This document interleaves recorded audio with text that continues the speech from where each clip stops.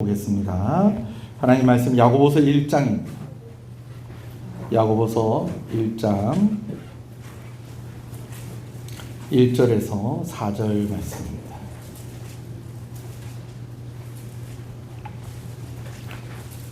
신약성경 야고보서 1장 1절에서 4절 말씀입니다.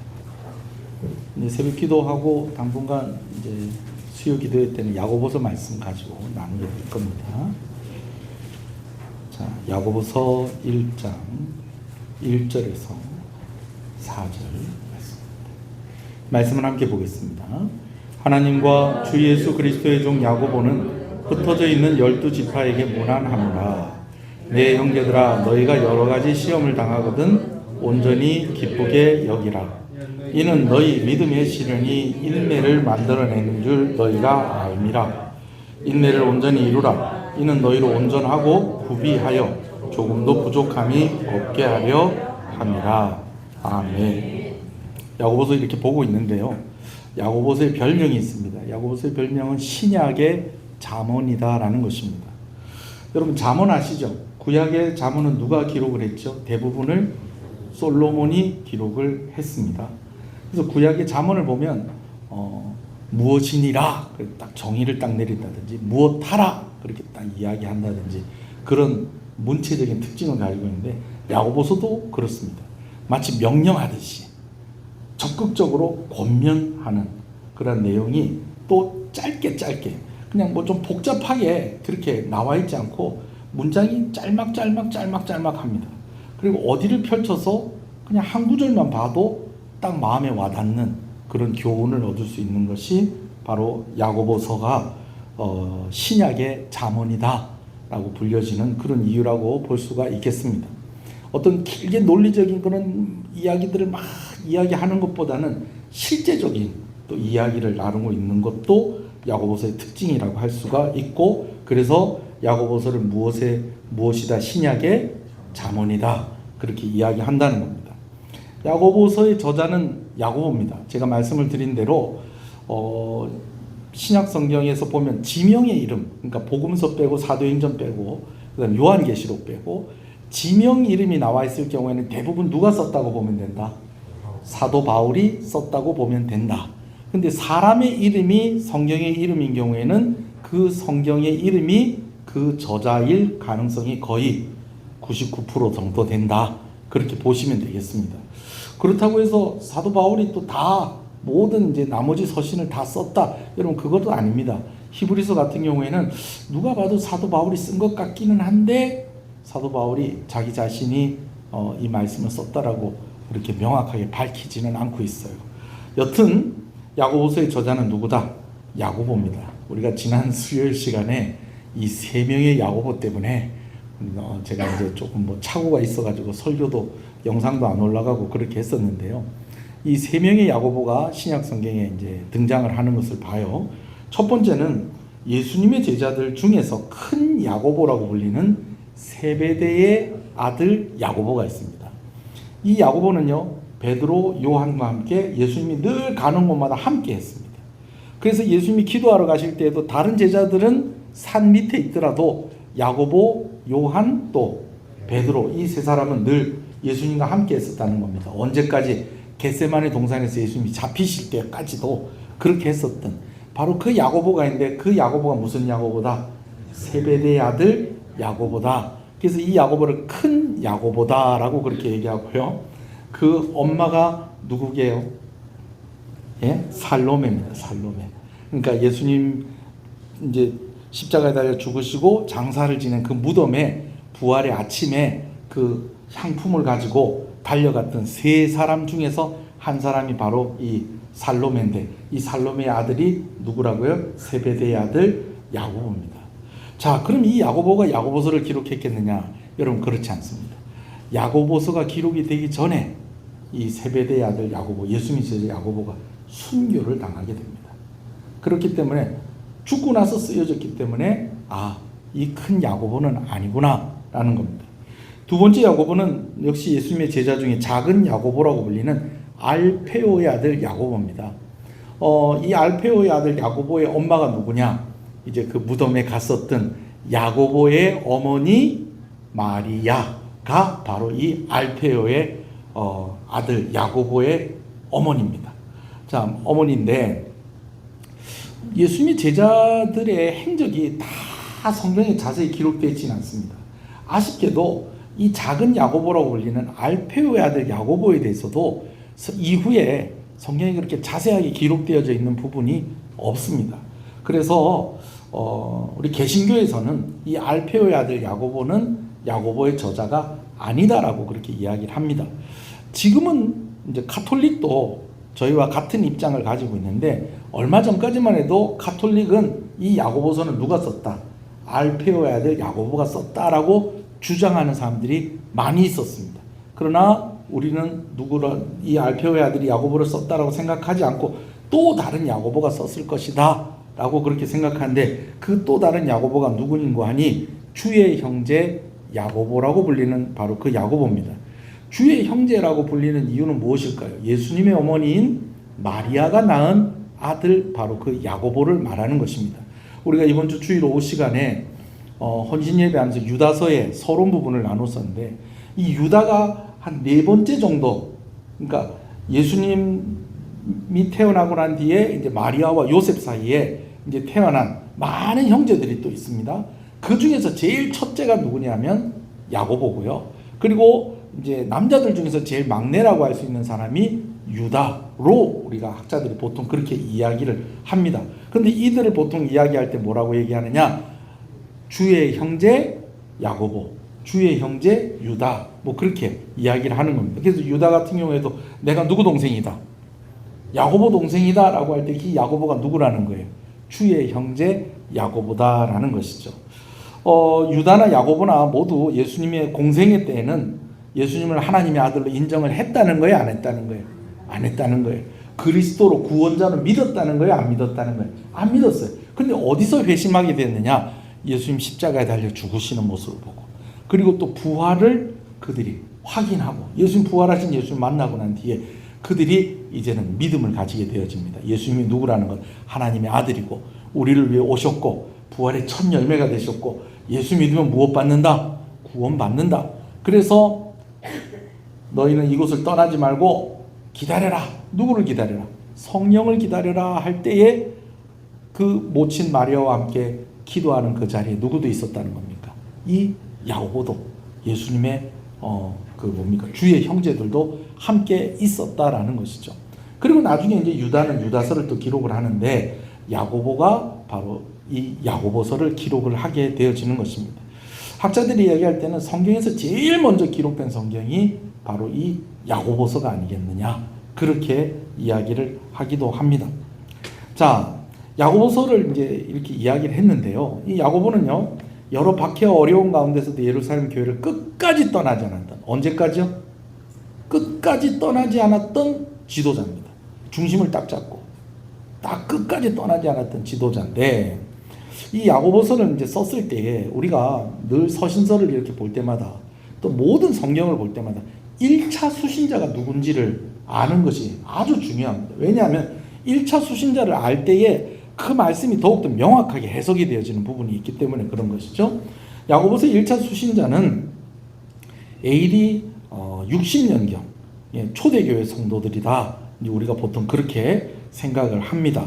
자, AD 60년, 45년에서 60년, 이때쯤, 그때에, 그러니까, 예수님께서 승천하시고 난 뒤에 한 20년, 30년쯤 지났을 때에, 그때의 성도들로 우리가, 여러분 그렇게 이해를 하시면 되겠습니다. 야고보는 이들을 본문에서 두 가지로 호칭하여서 부릅니다. 첫 번째는 흩어져 있는 12지파라는 말이고, 또 하나는요, 내 형제들이라는 호칭을 쓰고 있는데요.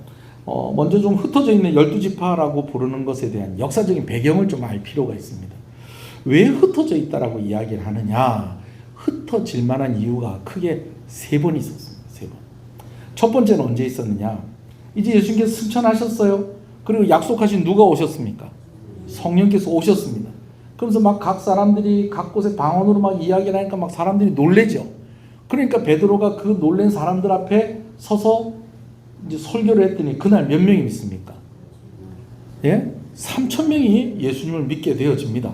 그리고 나서 성전 미문 앞에 한 번도 걸어보지 못한 구걸하며 살았던 그런 사람이 있었는데, 그 사람이 베드로와 요한이 지나갈 때에 뭐 좀 주십시오, 좀 한 푼 주십시오 뭐 하는 그런 만남이 이루어졌을 때에 베드로가 뭐라고 그럽니까? 금과 은은 내게 없으나 내게 있는 거, 은과 금입니까?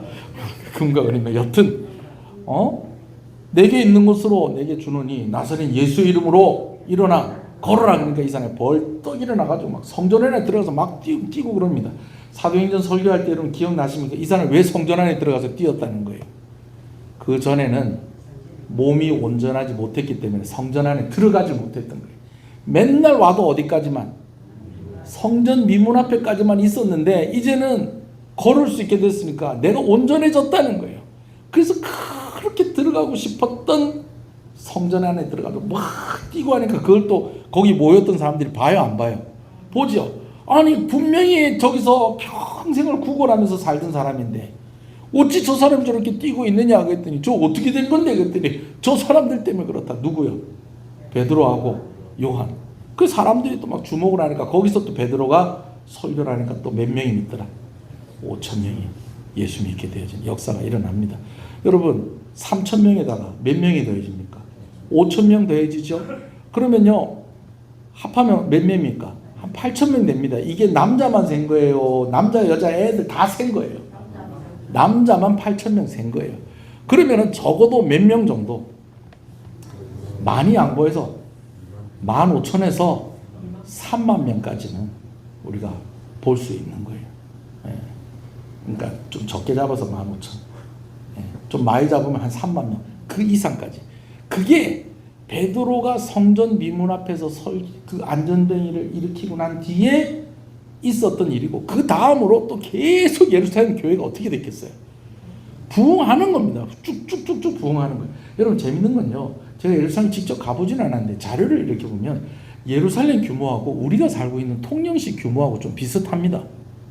조금 비슷해요. 내각, 외각 뭐 이렇게 좀 나누고 하면 또 좀 차이가 있긴 하겠지만, 그렇게 볼 때에 그 고대 그 도시에서 이제 막 여러 군데서 또 모인 사람들도 있어요. 왜냐하면은 이제 오순절 날에 이제 또 그 절기 지키러 또 온 사람들이 또 있는 거예요. 근데 그 사람들이 막 갑자기 예수 믿으니까 막 우리가 아까 그냥 뭐 몇 명에서 몇 명?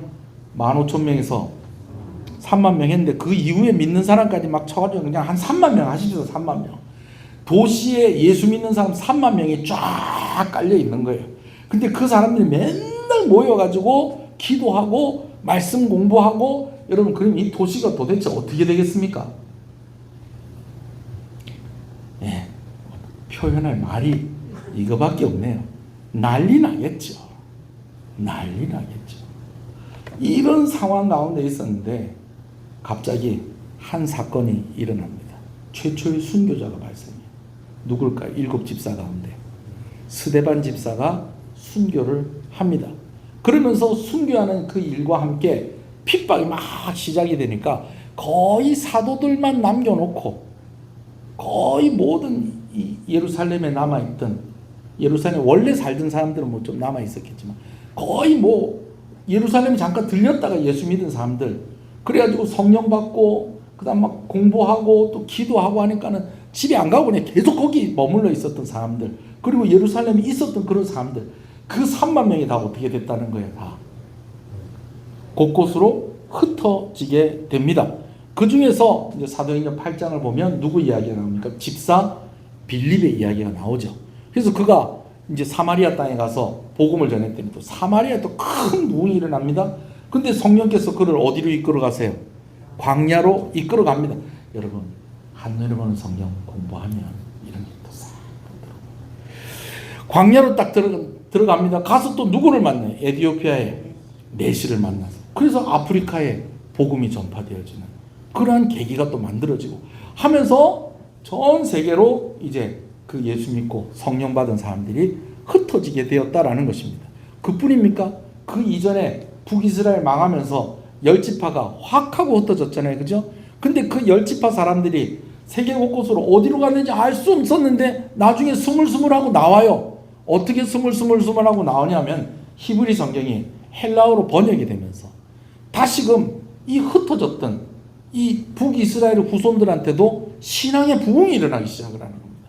그래서 예루살렘에 놀러 왔다가 예수님 십자가 지고 갈 때에 억지로 십자가 진 사람 중에 누가 있습니까? 구레네 사람 시몬. 이 사람이 촌의 시골 사람이 아니고 저기 구레네 예루살렘보다 더 큰 도시예요. 거기서 일부러 예루살렘에 왔던 거예요. 왜? 하나님이 있는 믿음이 그에 있었던 거예요. 근데 왔었는데 생각지도 못하게 누구 십자가를 대신 지고 예수님 십자가를 대신 지고 예수님 십자가에 당하는 그 고난의 모든 것들을 그가 가장 가까이서 보고 그도 예수님의 증인이 되고 그의 모든 가족들도 다 예수님의 증인이 되어지고 그래가지고 사도 바울 같은 경우에는 이 구레네 사람 시몬의 부인을 두고 뭐라고 그럽니까? 내 어머니라 뭐 그렇게 이야기하는 정도로. 그러니까 이 흩어진 12지파라는 의미에는 이런 의미도 있는데 여튼지간 첫 번째 의미는 뭐다? 그 예루살렘 박해 때에 딱 흩어졌던 그런 성도들이다라는 것입니다. 근데 이게 한 번으로 안 끝나요. 한 번 더 있어요. 한 번 더 의미가 사실은 두 번 더 있습니다. 두 번째는 이제 그러고 난 뒤에 또 몇 년 지나고 난 뒤에 이제 교회 가운데는 여러 가지 변화가 있게 되는데 그 변화 중에 하나가 사도 바울이죠. 나중엔 사도 바울이 되는데 이 사도 바울이 무엇이었을 때? 사울이었을 때에 또 성도들 막 핍박하는 일에 앞장을 서가지고 막 핍박하고 다니다가 어디에 있는 이들까지 잡으러 간다고 다메섹에 있는 이들까지 잡으러 간다고 가는 중에 누구를 만납니까? 예수님 만납니다.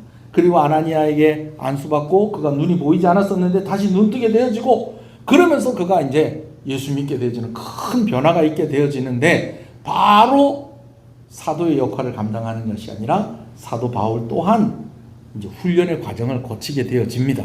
그러는 사이에 아까 말했던 세베대의 아들 야고보, 큰 야고보, 작은 야고보, 큰 야고보입니다. 큰 야고보가 순교를 당하게 됩니다. 자, 아까는 누가 순교를 당했어요? 집사 스데반이 순교를 당해서 한번 예루살렘 교회가 술렁거리면서 다 이제 막 또 도망갈 사람 도망갔습니다. 자, 그런데 누구는 예루살렘에 남아 있었다고요? 사도들은 예루살렘에 남아 있었다는 거예요. 그럼 사도들이 예루살렘에 가만히 있으면서 야, 우리는 가만히 숨어 있으면 된다. 여러분 이러고 있었을까요? 빛은 숨길 수 있다 없다. 숨길 수가 없는 거예요. 또 사도들이 또 예루살렘에 남아 있으니까 또 예루살렘 교회가 어떻게 되겠어요? 또 부흥을 하기 시작을 하는 겁니다. 앞에 나와 있듯이 뭐 몇천 명이 예수를 믿고 몇천 명이 또 예수를 믿고 그러진 않았지만 점점 예루살렘 교회 성도들이 늘어나고 있었던 겁니다. 그러는 중에 이제 두 번째 이제 큰 핍박이 있게 되죠. 그때 누가 순교를 하게 되냐면 세베대의 아들 야고보, 큰 야고보가 순교를 합니다. 자, 여러분 우리가요 좀 잘 아셔야 돼요. 이스라엘 사람들 중에서도요 예수 믿는 사람이 있고요 이스라엘 사람들 중에서도 예수님 안 믿는 사람들도 많습니다. 많아요. 특히 지금 이스라엘 같은 경우에는 가면 예수 믿는 사람이 많을까요? 예수님 안 믿는 사람이 더 많을까요? 안 믿는 사람들이 더 많습니다. 엄연히 말하면 그들은 유대교 신자들입니다. 그래서 뭐 다른 나라 사람들이 예수 믿는 거는 뭐 어떻게 건드릴 수가 없죠. 근데 유대인들 가운데 예수를 믿는다 그러면 지금도 그렇게 핍박을 한다고 그럽니다. 여러 다큐멘터리나 영상 자료 조금만 검색해 보면 여러분 아실 거예요. 예, 아실 거예요. 그러니까 지금도 그렇게 막 핍박을 하는데 초대교회 때는 또 어땠겠어요? 예수 믿는 사람 막 유대인들이 제일 싫어하는 거예요. 그 야고보를 죽이니까요 누가 좋아하는 거예요? 유대인들이 좋아하는 거예요. 그러니까 야, 이 민심을 얻기 위해서 이 예수님 제자들을 죽여야 되는구나. 그래서 누구를 잡아갑니까? 베드로 잡아갑니다.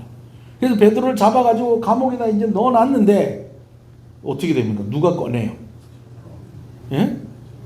하나님께서 천사를 보내서 베드로를 꺼내오죠. 그래가지고 막 베드로 살려달라고 막 이제 기도하고 있는데 그 문을 누가 두드립니까? 베드로가 두드리니까는 누가 열었다가 여종이 열었다가 베드로 얼굴 보고 다시 닫죠. 왜? 그렇지. 베드로 풀어달라고 살려달라고 기도했는데 베드로가 문을 두드리고 네 왔어요. 그러니까는 설마 그 베드로가 그 베드로인지는 놀래가지고 문 닫고 그래 들어가서 막 얘기를 하니까 야야 그 문을 열어줘야지 와 문을 닫는 그래가지고 문 여니까 거기 누가 서 있는 거예요. 베드로가 서 있는 거죠. 누가 구해내신 겁니까? 하나님께서 구해내신 거죠. 그러나 감옥에 갇혔었던 이가 나왔기 때문에 베드로도 이제 더 이상 예루살렘에 머무를 수 있다 없다. 예루살렘에 머물 수 없게 되었습니다. 그럼 베드로를 가둔 이유가 뭐였어요? 사도 중에 예수님의 제자들 중에 야고보 죽이니까 사람들이 다 좋아하는구나 그래가지고 베드로를 잡아갔었는데 이제 베드로 도망갔어요. 그러면은 다른 제자들이라도 어떻게 해야 돼요? 잡아서 또 죽여야 될 거 아니에요. 그러니까 다른 제자들도 이제 어떻게 해요? 다 예루살렘을 떠날 수밖에 없는 상황입니다. 그런 상황 가운데에 예수님의 제자는 아니면서 예루살렘의 교회의 지도자이면서 주의 형제였던 누가? 야고보가 그 전부터 예루살렘 교회의 기둥의 역할을 하고 있어요. 이제는 중심적인 역할을 하게 되어졌다는 겁니다. 그러면서 이제 두 번째로 예루살렘 교회 성도들이 또 흩어진 거죠. 자, 그럼 여기서 끝났느냐? 한 번 더 있다고 그랬죠. 이 유대 땅에 큰 기근이 있게 되어집니다. 어떤 사람들은 지진이 있었다 뭐 그렇게 이야기를 하는데 역사를 살펴보면 지진이 있었는지는 확실하지가 않아요. 그러나 무엇이 있었던 것은 확실하다. 기근이 있었던 것은 확실하다는 거예요. 자, 기근이 있었어요. 그러면 먹고 살기가 힘들 거 아니에요. 그런데 그때 당시 이스라엘은 누구의 지배를 받고 있었다는 거예요? 로마의 지배를 받고 있었어요. 여러분, 정복한 나라가 자기가 정복하고 있는 나라 백성들 형편을 봐줍니까? 안 봐줍니까? 안 봐줍니다. 기근이 나가지고 지금 당장 먹을 게 없는데 로마는 세금을 깎아주는 게 아니라 그대로 더 내라 이렇게 얘기를 하는 겁니다. 그러니까 이 부자들이 어떻게 하는 겁니까? 이 평소 때 가난한 사람들한테 주던 그런 것들 줄입니다. 왜? 자기네가 거둔 게 수입이 줄어들었으니까 이전에 주던 거하고 맞추려면은 자기 걸 더 내놓을 수가 없으니까 또 누구 거를 소작인들 거를 빼앗아 가지고 로마에다 갖다 바치는 겁니다. 그러니까 예루살렘 교회에 그리고 끝까지 남아 있었던 이들 그리고 또 그 사이에 또 예수 믿는 사람 또 늘어났을 거 아니에요, 그죠? 그 사람들이 이제는 어떤 문제로 경제적인 문제로 이제는 예루살렘을 떠나게 되었다라는 것입니다. 자, 이렇다 보니 흩어진 12지파라고 이렇게 이야기했던 한 번이 아니고 최소한 몇 번? 세 번 이런 일을 겪은 야고보가 그들에게 이제 이 말씀을 쓰고 있다는 거죠. 참고로 야고보는 AD 62년경에 순교를 하게 되어집니다. 이제 세 번째 이제 막 큰 기근이 있고 난 뒤에 이제 그 뭡니까 분봉왕이라고 보통 그렇게 이야기했었던 그 헤롯 아그리파 1세가 죽어요. 딱 죽고 나니까요. 이제는 로마가 그 사람이 딱 죽고 나니까 이제 뭐 그냥 뭐 괜히 뭐 그냥 어정쩡한 왕 세워가지고 괜히 뭐 그 사람 대접하고 뭐 그냥 뭐 대우해주고 뭐 이럴 것 없이 총독 그냥 네가 그냥 거기서 그냥 왕 역할하고 그냥 다 해라. 이러면 이렇게 돼버린 겁니다. 그러다가 잠깐 이제 그 총독을 맡았던 총독이 잠깐 공석이 된 때가 있었어요. 그때에 예루살렘의 주도권을 가지고 있었던 사두개인들이 그냥 자기네 힘을 쫙 그냥 또 몰아가지고 이제 크게 또 핍박을 하게 되었는데 그때 야고보가 순교를 하게 되어집니다. 자, 이렇게 보면요.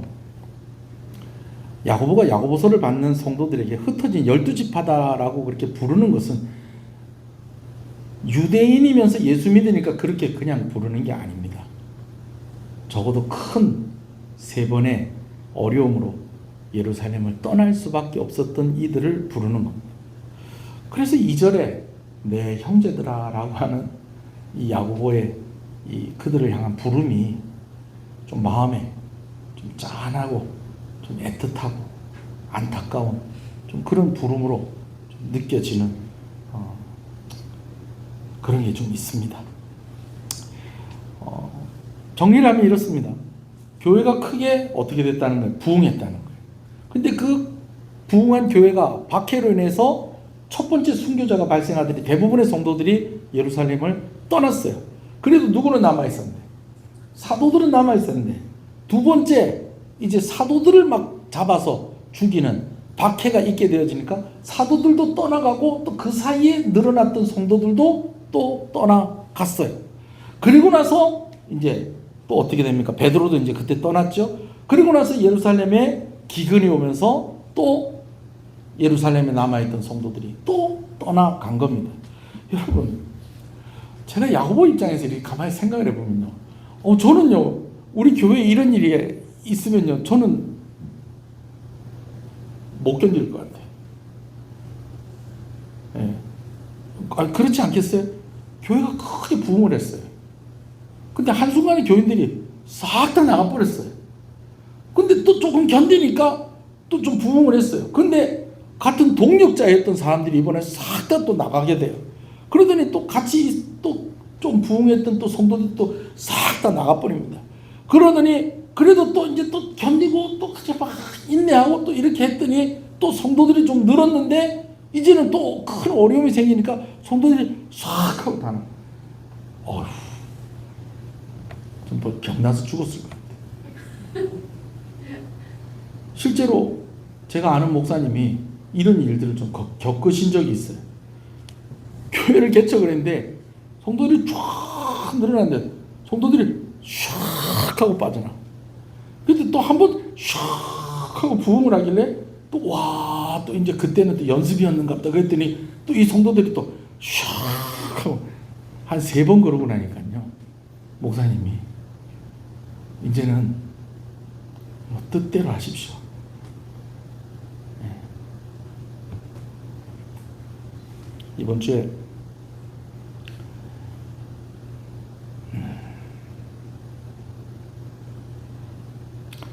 어떤 목사님한테 전화를 받았어. 노회에 계시는 목사님인데 제가 참 너무 괜찮게 생각하고 너무 좋게 생각하고 제가 저하고도 참 가깝게 지내고 그런 분인데, 목사님, 아유 목사님 웬일로 전화하셨어요? 너무 반가워서. 웬일이세요? 저희 교회가 좀 많이 어렵습니다. 지금 교회를 정리를 해야 될 것 같습니다.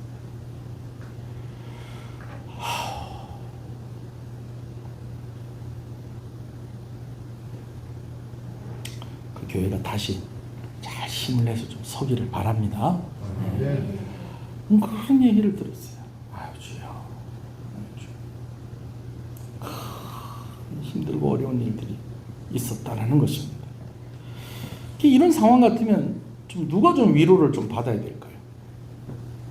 좀 야고보가 좀 위로를 좀 받아야지 안 되겠어요? 교회 목회자고 책임자고 이 일들을 그냥 막 그 여러 번 있었던 일들을 다 감당을 했었잖아요. 근데 그래, 그럼 그것도 다 지나가고 이제 그래 이제는 좀 괜찮아졌다라고 이야기할 수 있으면 좋겠는데 그렇지도 않다는 거예요.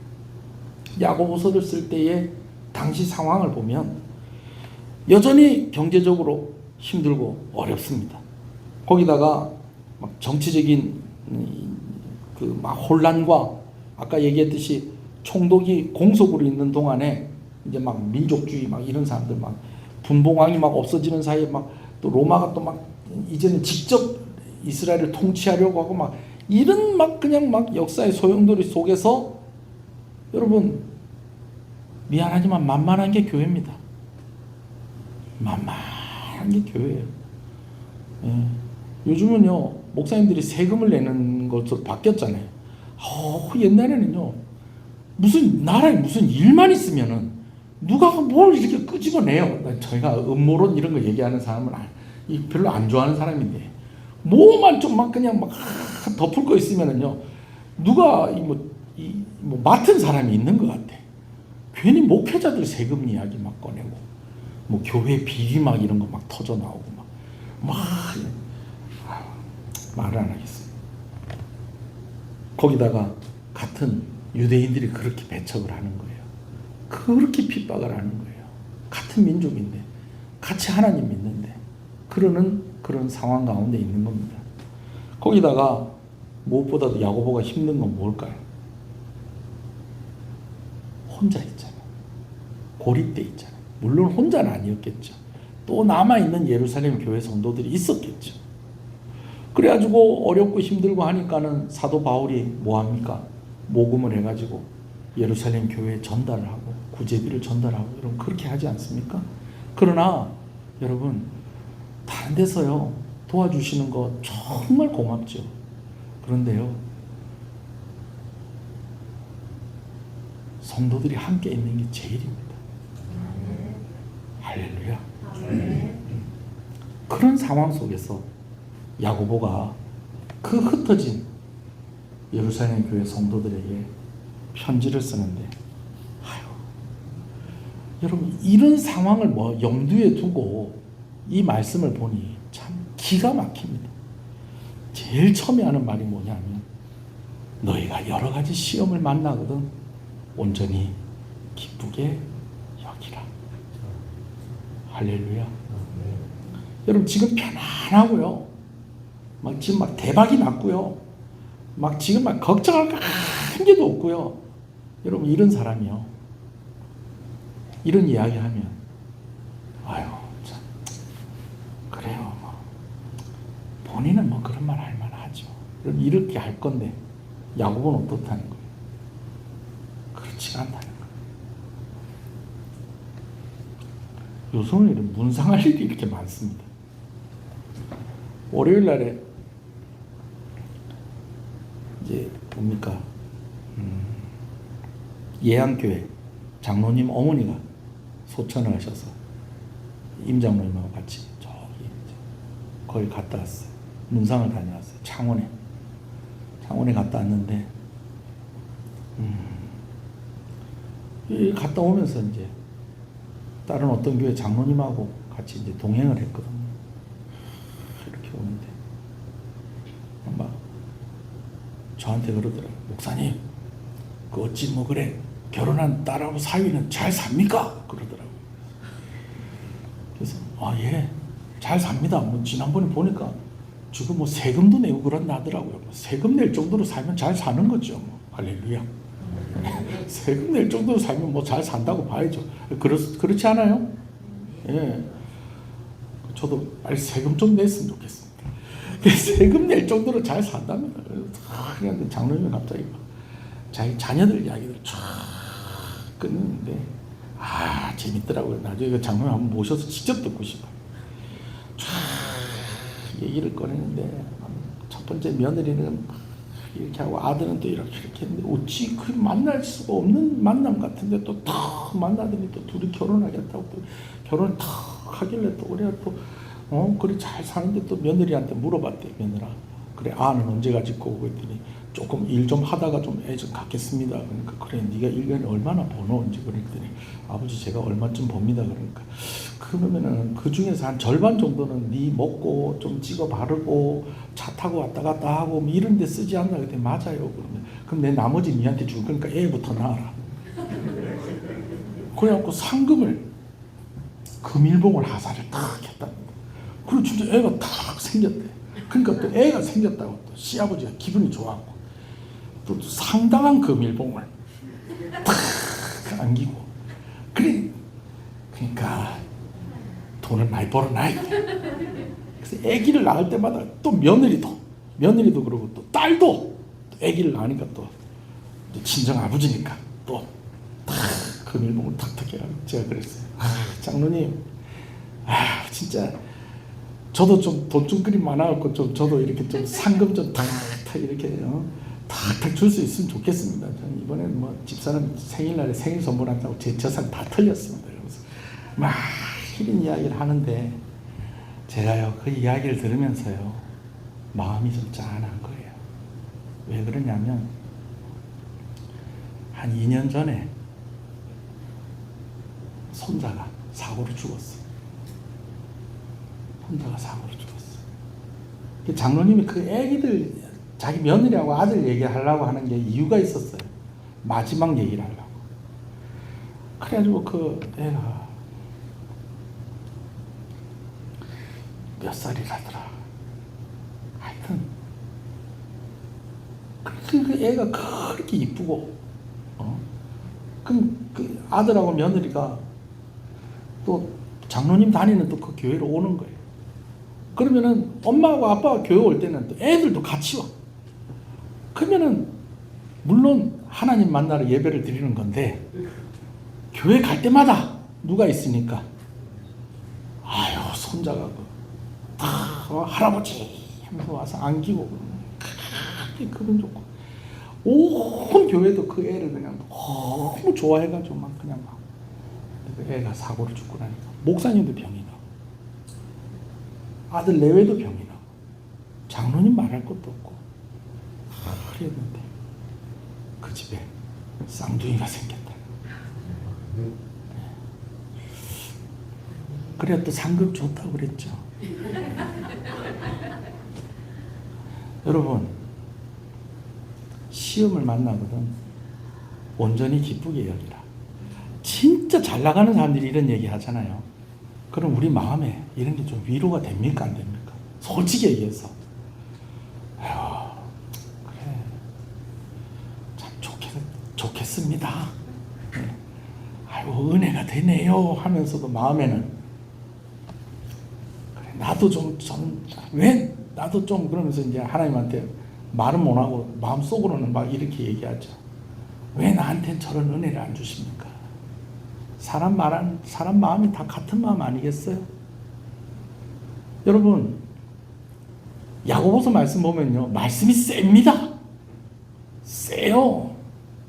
행함이 없는 믿음이 믿음이냐? 죽은 믿음 아니냐? 이런 이야기하는데 성도들이 찍소리 못하고 이 말씀 받는 거예요. 왜요? 첫 번째, 두 번째, 세 번째 환난 다 견뎌내고 예루살렘 교회를 지키고 있는 거예요. 그러면서 지금 상황도 그것도 다 지나간 게 아니에요. 어떻게 보면 그 세 개를 다 합쳐놓은 것 같아 지금 상황이. 그런 상황 속에서도 야고보가 첫 번째 권면으로 하는 이야기가 무엇이냐? 너희가 시험을 만나거든 온전히 기쁘게 여기라. 그렇게 이야기하고 있다라는 것입니다. 이 첫 번째 권면 속에 놀라운 의미가 있습니다. 여러 가지 시험에서 이 여러 가지라는 말은요, 영어로 얘기하면 버라이어티입니다. 버라이어티. 그냥 여러 가지라고 얘기할 때 우리가 여러 가지 시험을 만나거든 그러면은 한 개, 두 개, 세 개, 네 개, 다섯 개 뭐 요 정도, 뭐 요런 정도 뭐 이렇게 여러 가지. 우리 밥 먹으러 가면 여러 가지 나옵디다 그러면 한 몇 개, 한 개, 두 개, 세 개, 네 개, 다섯 개 정도 나오면 이제 여러 가지 나오는 거 아니에요? 그래요? 그렇지 않아요? 근데 이거는요 뷔페예요. 뷔페. 무슨 뷔페? 시련 뷔페. 중식 코스, 양식 코스, 한식 코스, 디저트 코스. 이런 것들 그런 뜻의 여러 가지예요. 여러 가지. 그런 시험을 만나거든 온전히 어떻게 하라? 기쁘게 뭐 하라? 여기라 라고 되어 있어요. 근데 이 여기라는 말, 여기라라는 말, 이제 서신이니까 좀 원어의 좀 의미도 좀 제가 좀 이야기를 합니다. 여기라라는 말은요, 이 사업을 할 때에 뭘 잘해야 됩니까? 또 뭘 잘해야 돼요? 사업하는 사람이 돈 들어오고 나가고 하는 거, 이거 뭘 잘해야 돼요? 계산 잘해야 됩니다. 이 사업하는 사람이 이거 계산 안 되면 안 됩니다. 그럼 빵꾸 납니다. 큰일 납니다. 나가는 돈 얼마고 들어오는 돈 얼마고 이거 늘 계산하면서 사업을 해야 되네요. 예? 언젠가 좋은 날 오겠지. 여러분 그래 안 됩니다. 여러분 계산해야 됩니다. 계산. 여기라라는 말은 계산해봐라는 거예요. 근데 어떻게 계산해보라는 거예요? 기쁘게 계산해보라는 거예요. 그러면은 이 말은 무슨 말일까요? 시련이 왔을 때에 한번 계산해봐라. 그러면 이 시련이 온 게 힘들고 어렵기만 한 것인지 이것을 통해서 나한테 남는 게 있을지 없을지를 뭐 해봐라? 계산해보라는 거예요. 그런데 그걸 어떻게 기쁘게 계산을 해보라는 거예요. 여러분 이렇게 생각하면 돼요. 시험을 딱 쳤는데 이제 애들한테 이제 정답이 공개될 거 아니에요. 이제 시험지 가지고, 예? 우리 학교 다닐 때는 그런 거 많이 했잖아요. 옆 사람한테 자기 시험지 주고 그래가지고 서로 채점해 주는 거, 그죠? 그런 거 했잖아요. 그런데 옆 사람 거 채점하면서 사실은 머릿속에는 누구께 내게 이렇게 돼 있잖아요. 그러면 선생님이 1번 뭐 그러면서 이제 탁 하면 이제 동그라미 치면서 1번이 1번인데 내가 1번 했어. 그러면 그게 기뻐요, 안 기뻐요? 기쁘면서 동그라미 탁 쳐주는데 내가 2번을 했네. 그러면 어떻게 돼요? 안 기쁘지? 그러면서 가끔 실수로 친구는 1번 썼는데 내가 2번 써가지고 쫙 긋고 막 이래가지고 나중에 이제 다시 이제 채점하고 막 그러는 경우들도 있잖아요. 그 친구 걸 채점을 하는데 얘는 막 틀려. 근데 나는 내 기억 속에 나는 제대로 답을 딱딱딱 찍은 것들마다 선생님이 뭐라고 정답이라고 얘기를 해주니까 기쁘게 여겨지는 거예요. 뭔 얘기인지 아시겠어요? 여러분, 너희가 여러 가지 시험을 만나거든. 버라이어티한 시험 뷔페를 만나거든. 온전히 기쁘게 여기라. 계산 한번 해봐라. 이거 시험이 와도 너희에게 유익함이 있다. 누가요? 야고보가 이렇게 이야기하는 거예요. 지금 여러 가지 시험을 그냥 막 한 몸에 감당하고 있는 이 야고보가 이렇게 이야기하고 있는 거예요. 2절 한번 읽어볼까요? 시작. 2절 시작. 내 형제들아 너희가 여러 가지 시험을 당하거든 온전히 기쁘게 여기라. 계산을 해보면 온전히 기뻐할 이유가 있다. 제가 요즘 많이 하는 얘기죠. 느낌대로 해석하지 말고 어떻게 해석하라? 따뜻하게 해석을 해봐라. 사람들 말은 따뜻하게 해석하고 내 형편은 믿음으로 해석하는 거예요. 그러면 계산이 답이 달라지는 거예요. 할렐루야. 자, 그러면서 3절 4절에 그 계산의 결과가 나오는데 먼저 3절을 먼저 보겠습니다. 3절 시작. 이는 너희의 믿음의 시련이 인내를 만들어내는 줄 너희가 알미라. 여러분 시험이라는 말이 뭘로 바뀌었습니까? 시련으로 바뀌었습니다. 시험이라는 말이 시련으로 바뀌었어요. 시험하고 시련하고 뭐가 다를까요? 시험은 어렵습니다. 근데 시련은요, 그 안에 단련이 된다는 의미가 있습니다. 근데 그 단련이 되는 게 뭐냐? 금이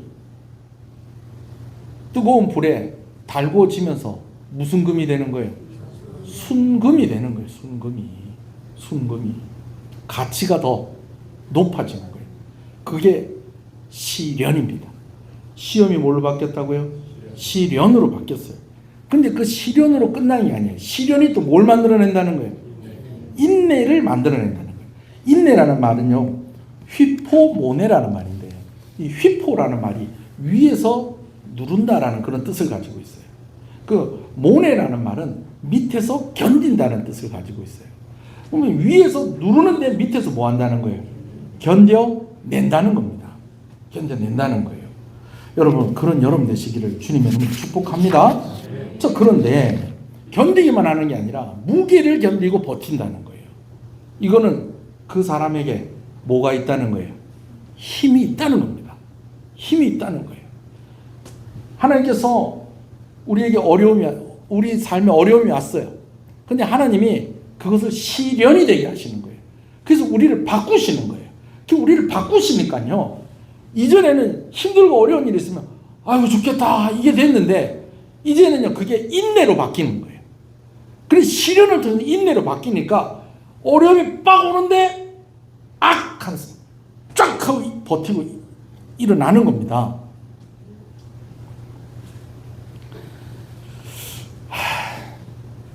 다시 기회를 줄게요. 이게 어려움이 왔어요. 그리고 어려움이 와가지고 이거를 착 하고 버티니까 이 어려움이 그냥 시험이 아니라 뭐가 됐다고요? 시련이 돼가지고 내가 예전에 아무것도 아니었는데 내 안에 있는 막 여러 가지 것들이 막 재해지고 하면서 이제는 이게 뭘로 바뀌는 거예요? 인내로 바뀌어서 위에서 눌러도 내가 밑에서 힘으로 버티는 겁니다. 할렐루야! 할렐루야를 안 했구나. 그러면서 또 거기서 끝이냐? 4절 읽겠습니다. 4절 시작. 이는 온전하고 구비하여 조금도 부족함이 없게 하려 하냐. 인내를 어떻게 하라고요? 온전히 이루라. 그게 뭐 하는 거예요? 이렇게 버티다가 주저앉으라는 거예요. 좀 더 버티라는 거예요. 좀 더 버티라는 거예요. 그냥 쫙 해서 버티면 어떻게 되냐? 너희로 온전하고 구비하여 조금도 부족함이 없게 하려 함이라. 자, 이걸 두 가지로 설명할게요. 한 가지는 뭐냐면 이 상태를 어떤 상태로 얘기하느냐? 하나님께서 온 천지 만물 만드시고 난 뒤에 하시는 말씀이 있었어요. 보시기에 좋았더라. 여러분, 이 보시기에 좋았다라는 말을요, 그냥 제가 막 이것저것 설명 다 걷어내고 결론을 얘기하면 퍼펙트 했다는 거예요. 퍼펙트. 온전하였다. 퍼펙트. 진짜 엄마가 뭐 맛있는 거 해줬는데 애들이 하도 맛있게 먹어서 진짜 맛있나 봐. 이게 어디로부터? 시험이 시련이 되고, 시련이 인내가 되고, 인내가 온전함이 된다.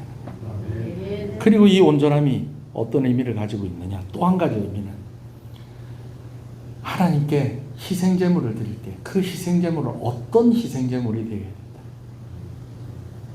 온전한 흠이 없는 그런 희생제물이 되어야 되는데 그 흠이 없다는 뜻이 온전함이라는 거예요. 여러분, 결과적으로 뭐냐면요, 이거예요. 시험이 왔어요. 계산해 보니까요, 이건 그냥 시험이 아니에요. 시련이에요. 근데 이 시련을요, 잘 거치면요, 내가 정금같이 나오는 거예요. 근데 그 정금같이 나온 내가요, 이전에는 감당할 수 없는 것들을 내가 감당을 하기 시작을 하는 거예요. 근데 그것을 감당을 하다 보니까요, 내가요, 온전해지는 거예요. 그래서 하나님 보시기에 좋았더라. 하나님께 드리기에 흠이 없어지는, 하나님이 우리를 기뻐하시는 그러한 존재로 우리를 만들어 가신다는 거죠. 그러니 너희가 뭐 하라는 거예요?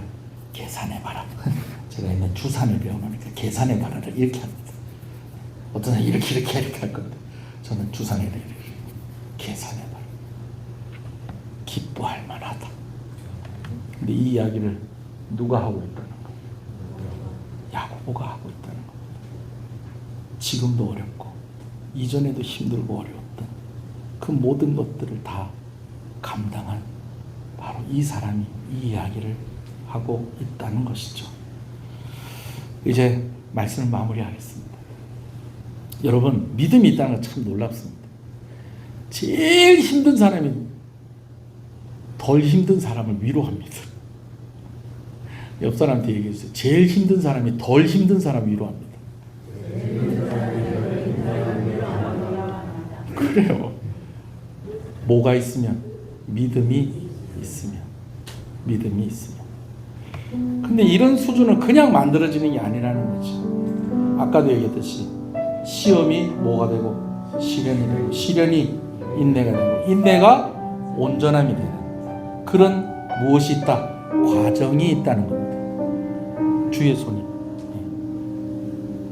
근데 그 과정이 있는데 그 과정 속에 그냥 내가 잘 버티고 이기는 게 아니고요, 그 과정 속에 하나님이 함께 계시는 것입니다.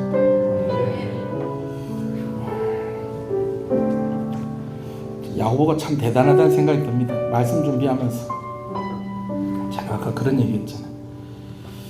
흩어진 성도들에게 야고보가 뭐라고 불렀다고요? 흩어진 12지파라고 하고 3절에서는요 내 형제들아 라고 이렇게 얘기했잖아요. 언제 생각이 나냐면 코로나 때 생각이 나는 거예요.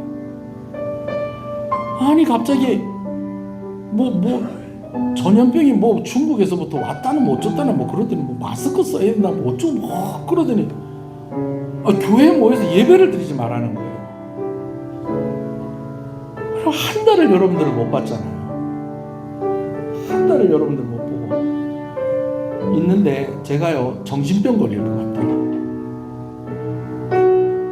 새벽마다 우리 할머니 권사님들 나와서 기도하시고 새벽마다 이렇게 강단에 물 떠주시는 권사님 계셨고, 새벽마다 함께 나와서 같이 기도하시는 분들을 매일매일 보던 사람을 못 보니까 수요일 날이 됐는데 저 딱 여기 딱 서 있고 뭐 해야 되나, 우리 애들하고 우리 식구들끼리 여기 앉아가지고 예배를 드리고, 주일날 되니까 그래도 1부, 2부, 3부 나눠가지고 몇 명씩 모이는데 왔다가도 얼굴도 못 보고 같이 밥도 못 먹고 그래갖고 이제 예배 마치자마자 가는데 또 누가 한꺼번에 또 이렇게 나오는 걸 또 편의점 왔던 사람이 또 누가 봤는가, 또 어디 또 맘카페에다가 또 초등학교 근처에 있는 어떤 교회에서 사람들이 그냥 와르르 쏟아지면서 나오더라. 그러면서 그 밑에 댓글이 그냥 막 이단 아이가 그 신천지 아이가 하면서 막 댓글이 달리니까 또 어떤 사람이 거기는 괜찮은 교회입니다. 그래서 또 누가 또 댓글도 달아주고, 또 성도들 가족 중에서는 또 엄마 다니는 교회 아이가 그러면서 또 걱정했다는 얘기 막 들리고 막 이런 것들이 막 그냥 저한테 그냥 막 쏟아져 나오는데 견딜 수가 없더라. 어떻게 해가지고 그래도 몇 명씩 예배 드릴 수 있게 해준다고 그래가지고 몇 명씩 나왔는데 새벽기도 나오시는 권사님들 보는데 내가 막 눈물이 나가지고, 아이고 제가 이전에도 제가 새벽기도 말씀을 보내드리긴 했습니다만 그때부터 더 영상도 열심히 찍고 새벽기도 말씀도 제가 더 꼼꼼하게 준비하고 보내드리지 않습니까? 그래서 저는 아직도요, 제가 말씀 보내드리면 아멘 붙이는 게 그렇게 고마워요. 지금도 야고보가 얼마나 성도들이 보고 싶었을까, 얼마나 성도들이 보고 싶었을까. 제가 생각할 때 아마 야고보도 알았을 것 같아요. 예루살렘 떠난 성도들이 다시 예루살렘 교회로 돌아올 수 있겠다 없겠다.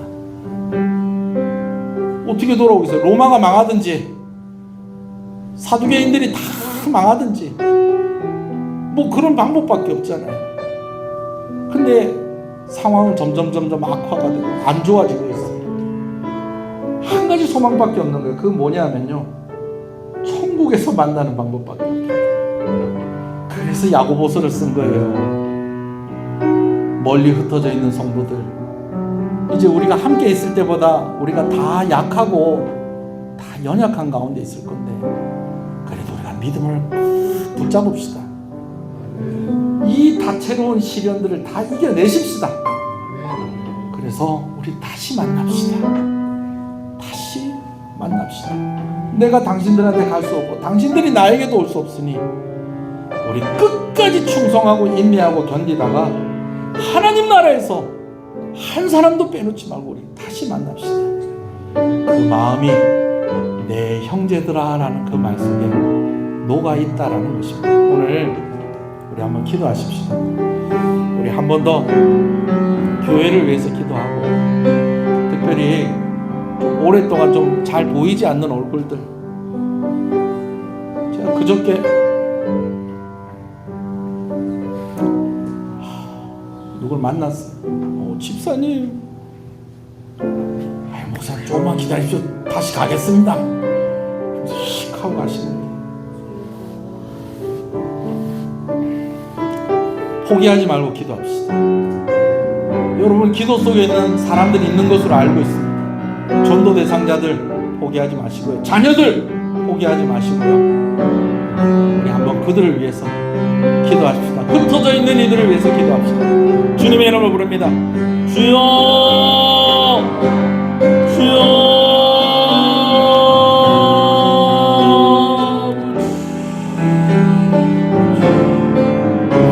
아버지,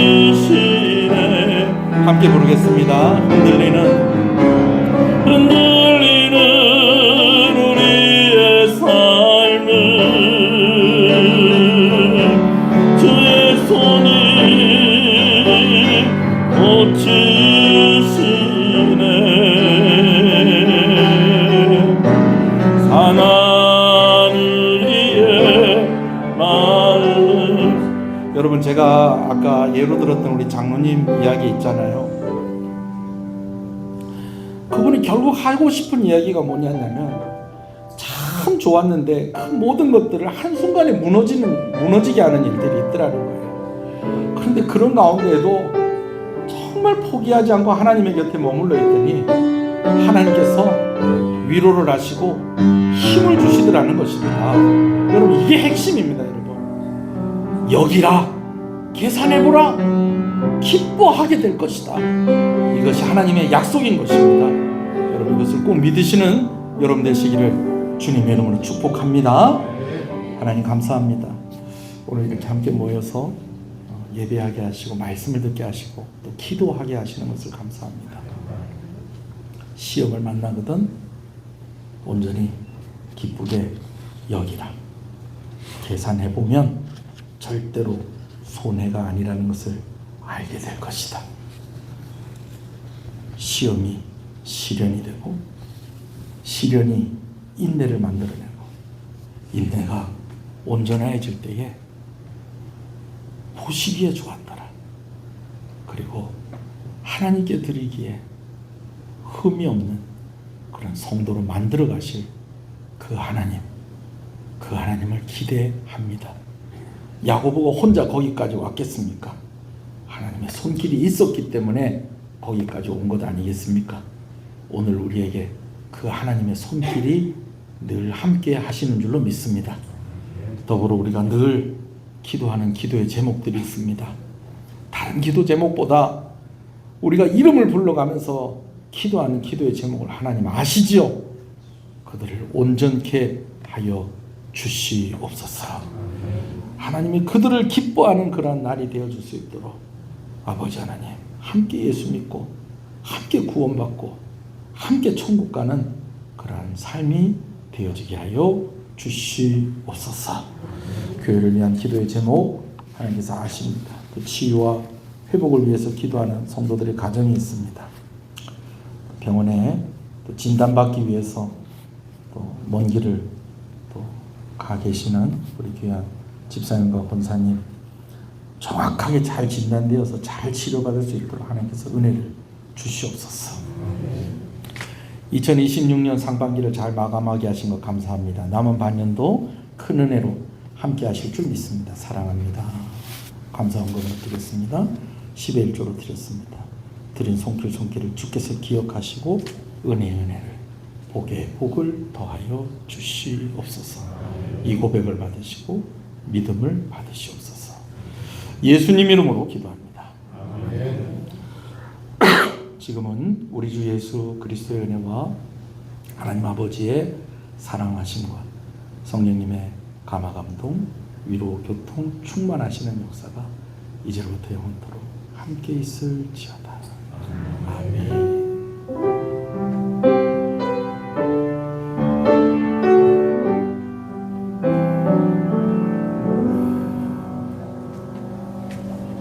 예배를 마쳤습니다.